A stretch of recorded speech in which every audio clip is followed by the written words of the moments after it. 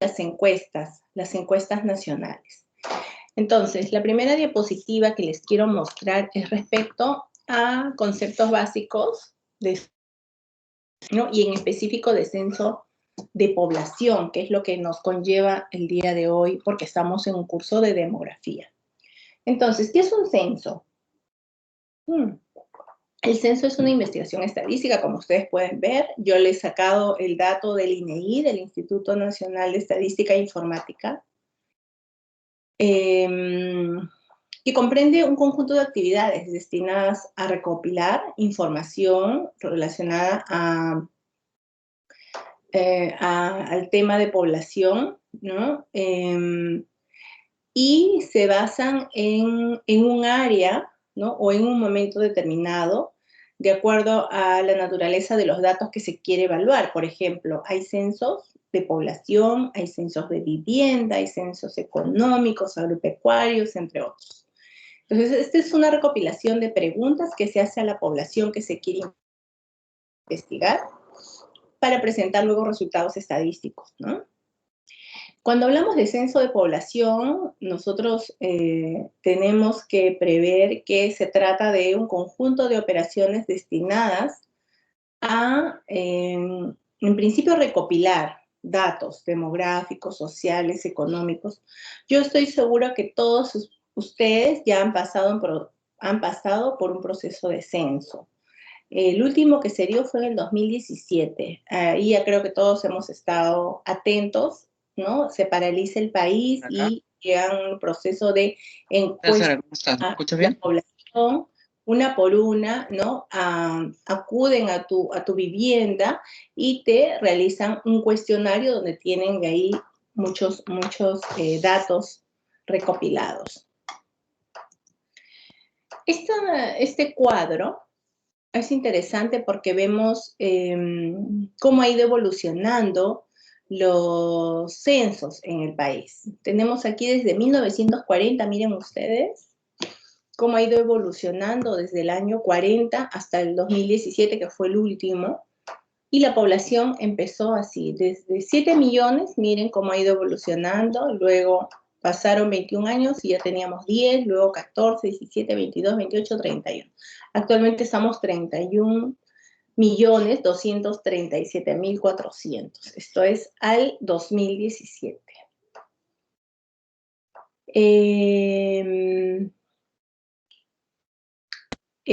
Yo quiero que ustedes vean, esta es la tasa de crecimiento, cómo ha ido evolucionando nuestra población, 2.8, 2.6, y ha ido ahora en decreciente, ¿no?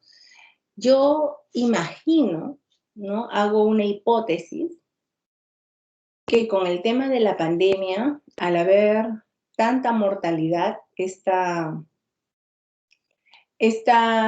tasa de crecimiento, y no solo en nuestro país, sino a nivel mundial, ha ido decreciendo, ¿no? Se va a poder observar de repente en el próximo censo cuánto era la población proyectada para el 2021, por ejemplo, ¿no? Y cuánto tenemos actualmente como en el 2021. Normalmente los censos se dan cada 10 años, ¿no? Ese es un promedio un promedio de tiempo en que se realizan los censos. Demanda Doctora, ¿Sí? ¿Me escucha? Doctora, disculpe que le interrumpa. Lo que sucede es que me parece que se ha congelado su pantalla porque seguimos en la primera diapositiva. Ahora, ¿ustedes están en el censo, en el concepto de censo? No, doctora, se ha congelado la pantalla porque sale que usted le dio clic en... Bueno, ya se acaba de actualizar. Ya. Quiero que me digan si ahora está en Estamos un en la gráfico. gráfica. ¿Sí? ¿Ahora está en un gráfico? Sí. Ahora sí. Sí, por favor me avisa, porque yo no puedo ver. Estoy a pantalla completa en mi monitor, entonces no logro visualizar cómo vamos en la pantalla. Doctora, disculpe, Sí. ¿podría ponerle más zoom? Porque se ve muy chiquito. Ahora, Está cargando, Úrsula. Está cargando. Ya, porque yo ahorita ya lo puse a pantalla completa. Yo también lo veo chiquito, no sé si alguien más lo ve chiquito porque de repente entonces para volver a ingresar.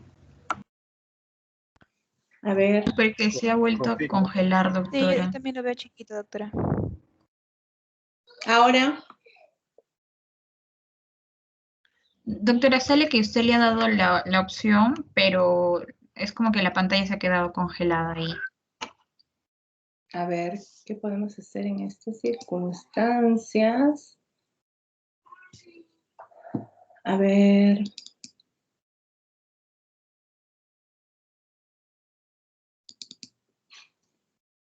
Voy a tener esta opción. A ver, ahí las pueden visualizar más grande.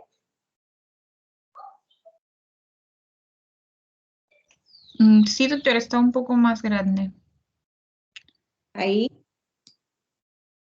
Ahí me parece, doctora. Ahí estaría bien, sí Ahí se ve está, bien. ¿no? Porque cuando le pongo pantalla completa demora un poco en cargar, creo. Sí. Bueno, en este gráfico entonces vamos a ver la evolución de la población desde 1940, lo que les había comentado. Se recomienda técnicamente que los censos se realicen cada 10 años. No siempre se cumple porque demanda una logística muy grande el movilizar recurso humano, movilizar presupuesto en las regiones, movilizar todo lo que conlleva paralizar el país un día para que la gente pueda quedarse en sus casas esperando ser censado, ¿no? Entonces, es por eso que con tanta anticipación uno prevé la realización del censo para obtener resultados en tiempo corto, ¿no? La siguiente imagen que les quiero presentar esto es a raíz de los resultados del censo del 2017. Miren cuántas provincias tenemos. Tenemos 196 provincias, tenemos 1.874 distritos y tenemos 94.922 centros poblados. Y están aquí señalados por quién es el que tiene más centros poblados. O sea, los tiene Puno, Cusco, Ayacucho, que son departamentos de la región Sierra, ¿no? Y que muestran la dispersidad de nuestra población, que muestran muchas veces la inaccesibilidad geográfica que tenemos, porque son centros poblados pequeños, ¿no? ¿Qué involucra esto para la salud? O sea, ¿por qué es importante tener identificada la población para poder enfocar bajo el contexto de salud pública? Les explico. Miren, si uno quiere poner un centro de salud en un lugar geográfico, el gobierno, o sea, el Estado, se fija, si yo pongo un centro de salud en un centro poblado X, ¿cuánta población se va a beneficiar de ese centro de salud? Y en base a eso, ¿cuánto personal de salud voy a contratar para que le brinde el servicio de salud a esta población? Entonces, los gobiernos nacionales, regionales o locales prefieren invertir en servicios básicos, ya sea salud o educación, en lugares donde hay mayor concentración de población. O sea, en las provincias y en los distritos, porque ese esfuerzo económico que hace el Estado en construir primero un establecimiento de salud, en abastecerlo de los recursos, ya sea camilla, ya sea coche de paro, ya sea mostrador para la recepción, silla de ruedas, centro obstétrico, todo lo que se necesita logísticamente para implementar un centro de salud tiene que ir de la mano con el costo-beneficio que significa para la población. Entonces, el Estado se fija mucho en los resultados de los censos nacionales para poder ver en qué distrito va a invertir un centro de salud, va a invertir en un hospital, va a invertir en un hospital nacional. Entonces, es muy importante identificar a la población porque en base a ello se planifica y se ejecutan los proyectos en salud. Entonces, si uno invierte en un centro de salud, no le va a resultar costo efectivo porque va a ser muy poquita población para beneficiarse. Entonces, Puno, Cusco y Ayacucho deben tener unas tasas muy altas de mortalidad materna, de mortalidad infantil, porque al tener centros poblados, estoy segura que no tienen un centro de salud equipado que pueda beneficiarlos para otorgar la prestación de salud. Cuando son centros poblados, generalmente ponen el centro de salud en un distrito y los pobladores para poder atenderse tienen que caminar muchas veces 1 hora o 2 horas para llegar hasta su centro de salud más cercano. Entonces, es importante que se tenga en cuenta que la concentración de población en ciudades o en distritos hace posible que se tenga una mejor cobertura de los servicios de salud. Entonces, miren, Puno aparentemente es la región que tiene más dispersa su población con relación a Lima, por ejemplo, ¿no? La provincia de Lima. En Lima hay menos centros poblados porque tienen la mayor cantidad de distritos, ¿no? Entonces, es importante eso. Cuando uno decide dónde vivir, generalmente uno aspira a tener los servicios básicos cerca, disponibles, para que no te quite mucho tiempo ante una emergencia, para que los niños, sus hijos de ustedes puedan ir a un colegio. Entonces, mucho tiene que ver con la decisión de uno como poblador de un país, ver dónde va a vivir, dónde va a sentar sus raíces, dónde va a formar familia. Porque dependiendo del número de la población que hay en cada distrito, se le asignan los recursos, tanto de salud como educación, por parte del Estado. Bien, aquí les muestro otro dato que me parece relevante de población. ¿Lo pueden ver? ¿Se actualizó? Sí, sí se observa. Sí, es el número de centros poblados por región según pisos altitudinales, ¿no? Miren, en costa se concentra la mayor cantidad de población, 54% de población en costa. La menor cantidad de población está en Janca o Cordillera, que son las zonas de mayor temperatura, ¿no? De mayor altitud. Miren, aquí está en azul, toda la parte sierra. Entonces, lógicamente, acá hay un factor epidemiológico. Esta población va a tener mayores complicaciones respiratorias, porque por el frío, ¿no? Por la condición de frío, hace que se tenga mayores problemas respiratorios. Entonces, si uno es autoridad local, tendría que prever que en estos distritos identificados con mayor número de altitud, ¿no? O mayor número de altitud y de frío, va a estar relacionado con problemas de salud respiratoria. Entonces, aquí tendría que haber mayor cantidad de neumólogos, ¿no es cierto? Con esa lógica. Bueno, es así que nosotros tenemos que evaluar siempre en lo que es el estado de la población para poder tomar decisiones. Y no lo digo simplemente como prestador de salud, sino también como posibles autoridades que ustedes sean. Si ustedes en algún momento son directores regionales de salud, lo primero que tienen que hacer cuando uno asume un cargo directivo es identificar qué población tengo asignada. ¿Cuánta población tengo asignada? Tengo asignados una población de 100.000 habitantes, y de esos 100.000 habitantes, ¿cuántos son hombres? ¿Cuántas son mujeres? ¿Cuántos niños menores de 5 años tengo? ¿Cuántas mujeres en edad fértil tengo? ¿Cuántos adultos mayores tengo? En base al número de población, uno realiza sus planes de salud a futuro, porque en base a los planes uno pide presupuesto, en base a esos planes uno pide recursos para llevar mejor la gestión de la salud.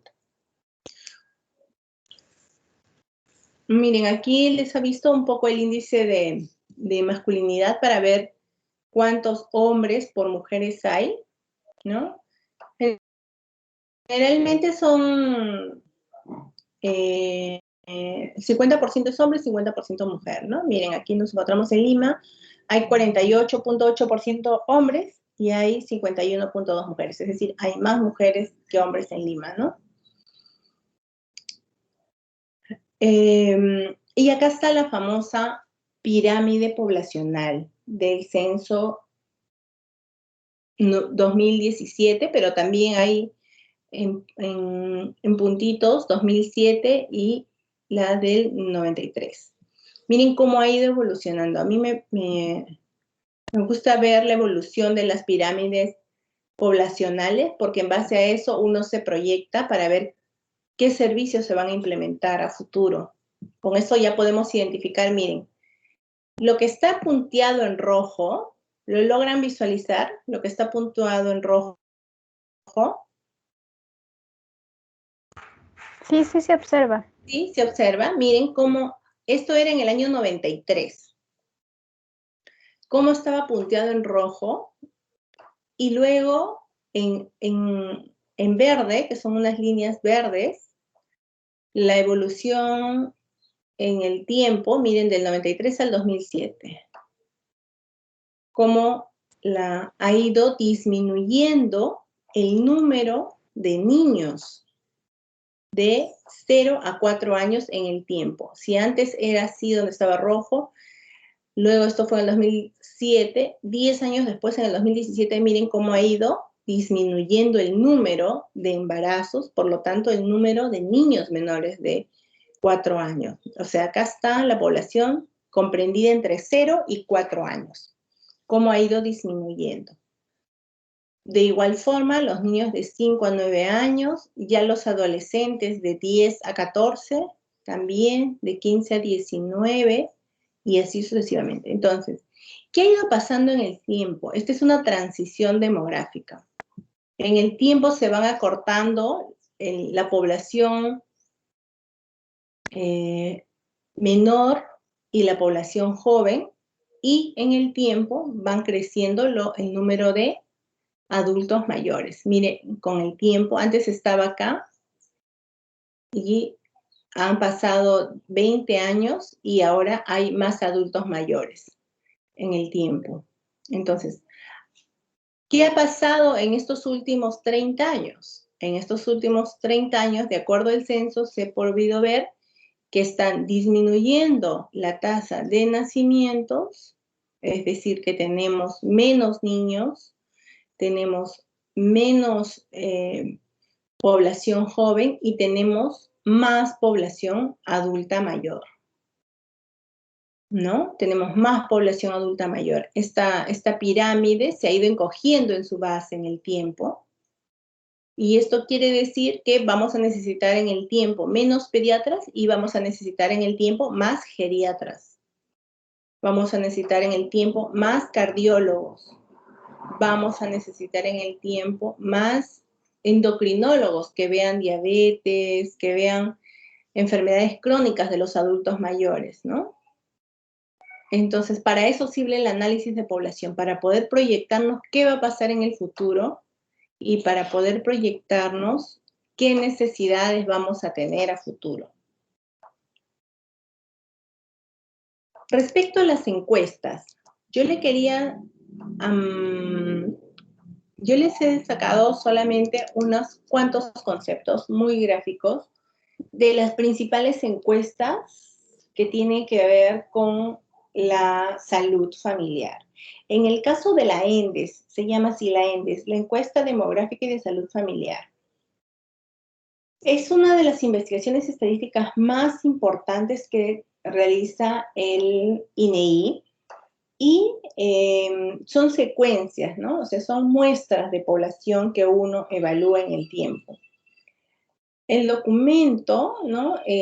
Da datos importantes y relevantes sobre salud reproductiva y salud materno-infantil.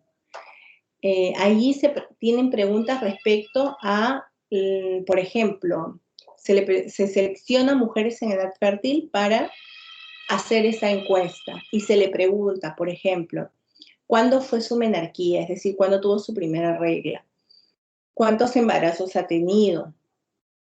¿Cuántos partos? Porque uno se puede embarazar, pero al tener pérdidas, no concluyen en un embarazo. Pero te preguntan, ¿cuántos embarazos has tenido? Y también, ¿cuántos partos has tenido? Te preguntan sobre las inmunizaciones, o sea, si te vacunaste tú como mujer y si has vacunado a tus niños, si están vacunados tus adultos mayores que viven en tu casa. También preguntan acerca de prevalencia de enfermedades infantiles, sobre todo en los menores de 5 años. Te preguntan por peso y talla de tus niños, te preguntan temas relacionados a salud reproductiva, como por ejemplo enfermedades de transmisión sexual, si has tenido algún tipo de enfermedad de transmisión sexual, si te haces un descarte de cáncer a cuello uterino, es decir, si te haces tu Papá Nicolau o no te lo haces, dónde te lo haces, con qué frecuencia te lo haces. También se han incorporado preguntas relacionadas a violencia familiar. Estas encuestas demográficas y de salud familiar son muy importantes, les digo a ustedes, son muy importantes porque en base a esta información se toman criterios para, por ejemplo, ¿ustedes saben cuál es la causa más frecuente de muerte materna? Sí, de muerte materna. La causa más frecuente es el cáncer al cuello del útero y el cáncer a mama. Son dos de las causas más frecuentes de muerte en mujeres en edad fértil.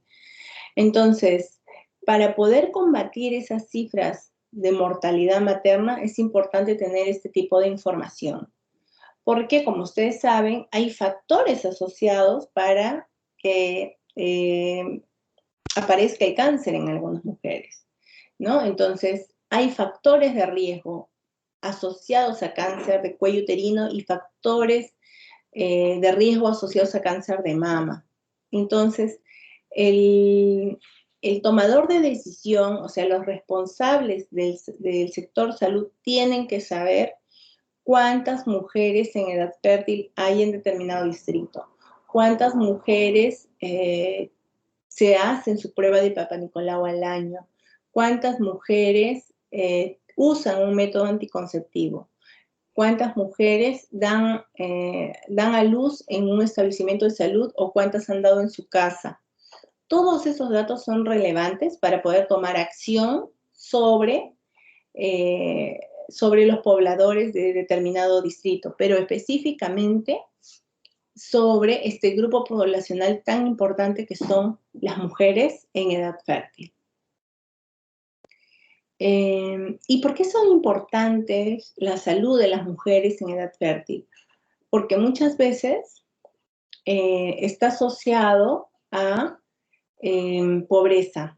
Si una mujer se muere, es muy diferente el enfoque que se da en salud pública a mujer y a hombre. Si se muere una mujer en una familia constituida, por ejemplo, de una mamá, un papá y 3 hijitos, ¿ya? 3 hijitos menores. Si se muere la mamá, ese hogar sufre una siniestralidad, un impacto socioeconómico, demográfico de mayor impacto que si se muere el papá. Porque si se muere la mamá, ustedes saben que los niños menores de 5 años generalmente están a cargo de las mamás, ¿no? Entonces, si se muere la mamá, esos niños, ¿dónde van a pasar su niñez? ¿A cargo de quién se quedan? Muchas veces el papá sale a trabajar, entonces los niños se quedan con la abuelita, con la tía, con la vecina, y esos niños, al no tener el cuidado de la madre, pueden tener riesgos para su salud. Por ejemplo, no se alimentan bien, entonces puede darles anemia. No se alimentan bien, puede darle tuberculosis. No están bien cuidados, o sea que están en la calle y pueden meterse a temas de pandillaje. no son bien cuidados en casa, entonces salen a la calle y los puede atropellar un carro. Y entonces es riesgo para la salud, es riesgo para el bienestar de la familia. Es por eso que las políticas públicas en salud están enfocadas en prevenir las causas de muerte materna más frecuentes, porque ya está estudiado y ya está demostrado científicamente, estadísticamente, que la muerte de una mujer en edad fértil causa un impacto muy negativo para la familia, para la comunidad, para el distrito y para el país. Entonces, es muy importante tener identificada y sobre todo brindar las condiciones de bienestar para las mujeres que se encuentran en edad fértil, porque ya sabemos el impacto socioeconómico y demográfico que involucra la muerte de una mujer en edad fértil. Bien, entonces es por eso que el Estado invierte en hacer una encuesta demográfica, en ENDES, ¿no? Cuando ustedes, por ejemplo, lleven su curso de ginecología, o lleven su curso de obstetricia, o lleven su curso de pediatría, les van a pedir, estoy segura, datos referidos a población de esas edades. Población actualizada la van a sacar de la ENDES, así que yo les invito a que ustedes en algún momento puedan entrar a la página del INEI y puedan ver cuáles han sido los análisis de las encuestas demográficas y de salud familiar en los últimos años. A diferencia de los censos, estos no se hacen cada 10 años. Estos, por ejemplo, como son muestras aleatorias que se hacen, se dan en menos tiempo, o sea, se dan cada 4 años, cada 3 años, cada 5 años, se van haciendo encuestas, porque son muestras representativas de población. No es todo el país, es, por ejemplo, seleccionan 10 regiones y de esas 10 regiones van a 20 distritos. Entonces, al tener una muestra de cada distrito, ya se hacen una proyección de población y se dan cuenta más o menos de lo que está pasando en el país. Otra encuesta que es muy popular también es la ENAO. La ENAO es la Encuesta Nacional de Hogares y que desde el año 95 hace seguimiento a las condiciones de vida de los pobladores. Entonces, aquí, ¿qué te preguntan? Ahora dice que en el 2020 se aplicó por teléfono. De repente alguno de nosotros nos ha llegado, a mí no me ha llegado ninguna entrevista por teléfono. Sin embargo, algunos que han sido muestras sí. ¿Y qué te preguntan? Por ejemplo, te preguntan las condiciones socioeconómicas del hogar para ver si tienen servicios básicos de salud. Por ejemplo, te preguntan, ¿tiene usted agua? ¿Tiene el agua que tiene es agua potable o es agua que compra usted con cisterna? ¿O es agua de un pozo subterráneo que tiene un sistema? ¿Tiene luz? ¿Tiene luz eléctrica o es luz solar a través de paneles solares? ¿Qué tiene? ¿Tiene internet? ¿No tiene internet? ¿Tiene gas de la red pública o tiene gas que compra en balón? Bueno, te evalúa todas las condiciones de bienestar en hogares para poder identificar si hay pobreza o no hay pobreza. Estas encuestas se hacen también para hacer proyecciones de población y ver, por ejemplo, en determinado centro poblado no hay agua y cada día estamos viendo que crece más la población. Entonces, es necesario implementar un proyecto de agua potable en ese centro poblado. También se identifican otras necesidades que no están relacionadas al tema salud, sino, por ejemplo, al tema educación, ¿no? Si ves que tienes un centro poblado que cada día tiene más niños en edad escolar y no tienes un colegio, es importante que tú puedas identificar cómo está yendo la evolución de la población en el tiempo y proyectarte a 5 años más. ¿Qué vas a necesitar? Si tú ves que en 5 años ha ido creciendo la población en niños menores de 5 años, tú tienes que prever que en 5 años vas a necesitar colegios secundarios. Entonces, tienes que tener el presupuesto para implementar escuelas o centros de capacitación superior o universidad y demás servicios que necesiten la población joven, ¿no? Bueno, también hay otra encuesta que está relacionada a salud y se llama En su Salud, que es una encuesta realizada por Su Salud. Su Salud es la Superintendencia Nacional de Salud que se encarga de supervisar la calidad de salud que brindan los establecimientos de salud, tanto públicos como privados. Entonces, Su Salud, que es la superintendencia que supervisa calidad, pero que también atiende las denuncias de los asegurados cuando uno tiene una queja o un reclamo respecto a un prestador, o sea, respecto a que me atendieron mal en tal hospital o en el centro de me atendieron mal, yo quiero poner un reclamo o una denuncia, voy a Su Salud. Entonces, Su Salud, la superintendencia, se ha hecho un convenio con el INEI para realizar encuestas de satisfacción de los usuarios de servicios de salud. Entonces, ¿qué hace? Manda a algunos encuestadores para ver, por ejemplo, si se le atendió bien, si el paciente considera que se le atendió bien o no, si le dieron el turno oportunamente, si el médico que le atendió con calidad, si le cobraron más de lo que deberían cobrarle, si hubo las medicinas en la farmacia del centro de salud, si los equipos, por ejemplo, para hacer exámenes auxiliares estaban funcionando o no, porque a veces te piden, usted hágase una ecografía, ¿no? Y cuando va a pagar por el servicio o decir, ¿sabe qué? Me han recetado para hacer una ecografía, le dicen que el ecógrafo está malogrado. O le pueden decir, el ecografista se fue de vacaciones y no hay quien lo reemplace. Por lo tanto, tiene que esperar un mes para hacerse la ecografía, porque en un mes va a regresar el ecografista. Entonces, todas esas insatisfacciones en el servicio de salud están descritas en la Encuesta Nacional de Salud, que ustedes pueden acceder a ellas cuando entren a la página web de Su Salud. Aquí les he puesto el link para que ustedes puedan entrar cuando quieran y puedan evaluar, por ejemplo, cuál es el establecimiento de salud más quejado en el país. Miren, aquí les he puesto otras encuestas que no tienen mucha relevancia que no son de mucho uso, pero que se las he puesto para que ustedes tengan conocimiento, ¿no? La Encuesta Nacional de Programas Presupuestales, aquí está, es el link. Y la otra es la encuesta de establecimientos de salud con funciones obstétricas y neonatales, que también se realizan, ¿no? A los establecimientos de salud. Y aquí está el link donde ustedes lo puedan visualizar. Estas son las cosas más relevantes que les quiero mencionar el día de hoy. Lo que yo quiero que ustedes pongan especial interés y que puede ser pregunta de examen, les pongo en alerta, es que, ¿qué cosa es una encuesta demográfica y salud familiar? La ENDES, que es lo más usado.